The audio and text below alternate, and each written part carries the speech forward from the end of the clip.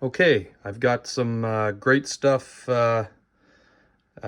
curing sprayed on here on this nice sloped hill that there's going to be for a mine scene.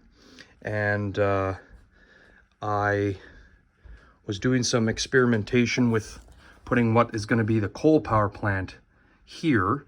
And I extended the branch line track, that's the track that's behind it, all the way to there, and it would be able to park quite a large train on it. I cut these white squares and hot glued them. Basically continue where I left off before with scenery. And I initially started doing it with this hot foam cutter from Woodland Scenics, but that thing gives me a headache burning that pink foam. You know, you're supposed to use it in a ventilated area. There was a blizzard here last night, so my choice is to open the window and have snow come in the train room. So I opted not to. So I got to about approximately there where I couldn't take it anymore, and I switched to just cutting it with my Olfa knife. So I've got these all hot glued in, and that's what this double main line sits on. And then the next step of this, these are all hot glued down, is I put some plaster cloth to make it even more of a very low ditch, I guess. Just makes it more realistic. I had an issue with this shelf. It is made out of MDF trim, and there was kind of a low spot here according to my level. Didn't affect the train that I've been running on it, but I got that blocked up with foam and great stuff, and that I'm going to see if that will expand it just a little bit and raise it up. It should. I don't see why it won't. And I've been putting the triangle portions in, and I got to about here on that. So, and then we get over to the Sherman Hill part. So that's where I've got some more great stuff in all the kind of the ends of the gaps of this egg carton material. This material is what I use to maintain a kind of a perfect gully or what have you for the Sherman Hill scene. So these are a pink sheet that is supposed to hold up a standard insulation bat. It's a very thin material. It's the same material that an egg carton's made out of, and they're about $3 a sheet. And it has a bendable section in it. So if you see, that is straight there. And then here I cut it down to what I needed. And then I continued my 1/2 inch grade raising up to here. So I've got that hot glued. And I took all of this white foam that was all stacked in there a certain way, and I got it all hot glued back together, which is a exercise in frustration, but I made it happen. And I've got these pink egg carton material guys hot glued down, and then I've got great stuff in all the gaps.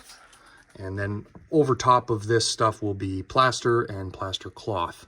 So you can kind of see there in on video, the train track, the double main line goes right through that cut. Now, I've got up to here. This foam riser isn't glued in, it's just set there. So, and I've got more of these squares, and I'll continue raising this up. I've got some IKEA white board. This is the last board on the layout benchwork that I have to replace with instead of this temporary thing. But yeah, this is the hot glue gun that I've been using for everything. It's $35 from Home Depot. It's called a Pro glue gun. It takes the big sticks. I buy the sticks from Dollarama. Yes, I used to use PL 300. I don't use that anymore because that stuff takes too long to dry, and it gives me a big headache, especially when I can't ventilate it properly in the basement. So I've got that all kind of drying. Not much I can do other than put more plaster cloth. And when the plaster cloth is on, then I paint this that kind of gold color. And then we get to the grout and play sand. Now I have picked up some other grout. I've got 3 different flavors. And if you look here, this is one of the other colors. I wanted it to look like mud from the bottom of a dry lake. So I've got some different scene there, and I did end up putting a bunch of those peel and stick grass tufts. I think it looks fantastic in here. So this is actually a siding too. It isn't connected right now. I have to put a turnout right there. But if that's the case, if I put that turnout over here, then this whole inside line up to where the crane is another siding, basically, that I can store cars on, work train, whatever the case. Kind of working through the sidings right now and figuring out where things are going to go. So I have that nuclear plant as well I want to put somewhere. This will be the cliffs for Green River. So this is basically all just a river and rocks on this whole wall. The other roundhouse and turntable will go there. So this will be a river and it's not really a mountain. I don't know exactly. So there isn't going to be industry there.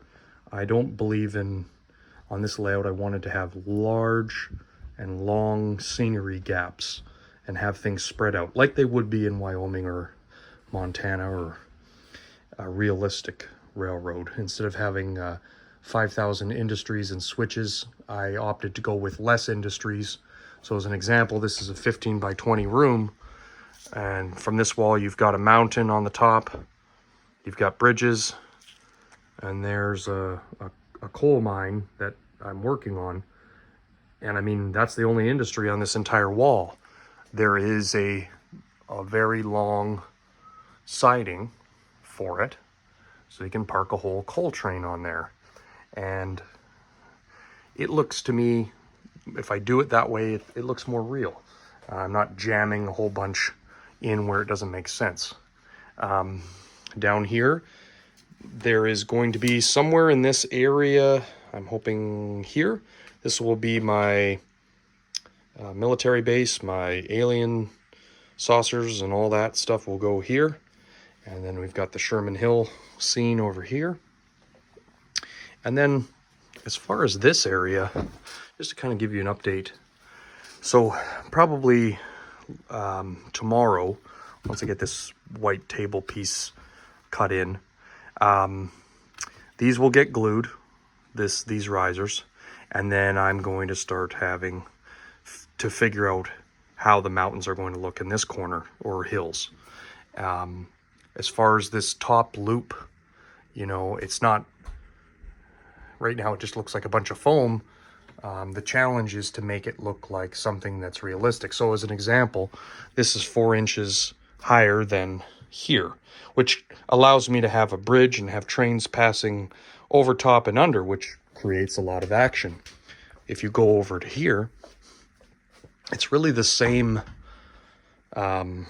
setup as far as it's a 4-inch riser, and there is 2 different main lines, one on underneath and one that goes over top. But coming up with different ideas from a typical, you know, just a loop situation, so like this dry lake, it kind of just comes to me as I am building it. Here I want to have a mine, I want to have some digging action situation going on, and I drew marker lines for where I wanted the mountain to stop. And when this expands, I'll cut this all down with a knife to the shape I want, and it'll be basically like a cut going into the corner. So they blew out the side of this, not a tunnel, but to have the main line go here, if that makes sense. If you look at a lot of track in real life, it's usually following a river or the path of least resistance. They don't build more bridges than they have to, especially in flat areas. Wyoming is probably a boring looking state, but if you take something like like I say, this is just dirt and grass tufts, but there's details here that make it, to me, more interesting to look at. So we've got this car that they have and some car parts where this lake was. So, you know, a dry lake bed. And when you come into the layout room, this is the first thing you've seen. Everyone's seen a train table. Everyone's seen track turning around within the space that you're allowed. But not everyone has seen it done the exact shape that I'm doing. I'm trying to make it so that it's more interesting. I've sat here for, you know, a couple hours at a time while I was doing the scenery, and my kids like sitting here playing with the station, and I mean, all the stuff isn't even in yet. We don't even have the water tower. We have some diesel tanks, and then I have to continue doing scenery where this main line is, and I have to have those bridges show up. Once that happens, I mean, this will be a pretty nice scene, but really there isn't a lot to it. As far as buildings, you've got one station. That's it. Over here, we're going to have some digging action, as I've mentioned. This isn't going to be here. That's just a building sitting there. And then you've got farms. So it's it's a very rural layout, I guess, if that makes sense. And then I've got my coal mine over here. So we're talking 10 feet between industries. But to me, that's more realistic than having everything jammed together, even though it may be fun for switching. So I'm kind of pushing myself to be careful, even though I look at all my beautiful buildings and what have you. I am going to have scenes where there is more buildings, obviously, but less is more. You know, more scenery, and not just endless amounts of turnouts. So I do need more turnouts to complete my layout, and I do have to put some more on there, but all of my sidings are very long. My yards, these are 3-track yards, 1, 2, 3, but it basically goes 3/4 of the length of 20 feet. So 15, not quite 15 feet, maybe 12 foot. Well, you can put 2 passenger trains parked end to end on the same siding. I only have 22 inches from this board to the wall. Keep that in mind, just to give you an idea. And over here, I've only got a 3-track yard basically at the moment. I might have one or two more, but I'm not going to have a bunch of stub ends, because in real life, they don't put in switches just for the hell of it. Turnouts. And this is the same thing over here. Where the diamonds are is the main line, if you're keeping track. And then these 3 here, these 3 tracks, that's the yard, which extends to an engine shop. And then I've got a interchange that goes here, and maybe someday that will connect to the bottom level or to some other staging. But right now it's 20 feet of only 3-track yard, but I can park 36 coal cars on each track, or ore cars rather. So instead of having to do it wide, I opted to do it long, because again, I only have 22 inches of depth, which is fine. This is a 20 by 15 room. So where those mountains are is 15 feet, and where this mountain to this corner here is 20 feet. So if that makes sense. I've got kind of a mess going on. Every time you do scenery, there's a mess. But we got it updated for you, and I will check back in when I've got some more painted, or some of the, maybe the plaster cloth. But I wanted you guys to see how I'm raising that up, because to me that's what makes this scene right here. And keep in mind, track is not glued yet. That's because I've got this pin here to fine tune exactly where everything's going to sit, and then it gets glued down. So I run my trains for hours and hours to make sure that I'm happy before I glue it down. It can always be moved again, but like right here, this ends up being more to the right. you see more gold paint. So I actually have to come back and put more of the grout. All right, have a good night, guys. We'll talk to you then.